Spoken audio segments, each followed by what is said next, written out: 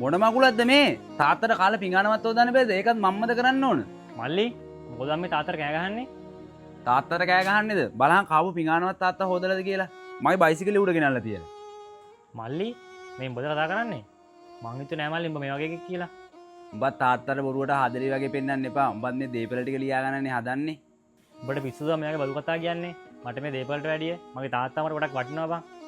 උඹට තාත්තනේ වටින්නේ. එහෙනම් තාත්තව එක්කගෙන ගෙදරින් එළියට බෑපන්. උඹ ඔහොම කතා කරන්නේ උඹට මොකක්ද තියෙන අයිතිය? අයිතියද? මේ තාත්තා මට කැමැත්තෙන්ම ඔප්පුව ලියලා දුන්න එක. හැබැයි මල් ළඟ ඔරිජිනල් එක නෑ. කොපිය තියෙන්නේ. ඕන්නම් අරන් බලන්න.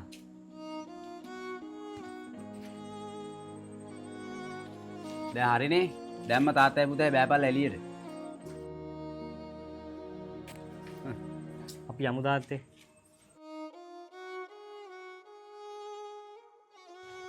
ආන් වාගේ ලොකු පුතා ටවුන් ගියා. මට නම් බෑ මේ මස් කරන්න. ඔයා මස් කරලා දාන්න. මොන කර්මයක්ද අපිටම වද්දි දිදී ඉන්නේ.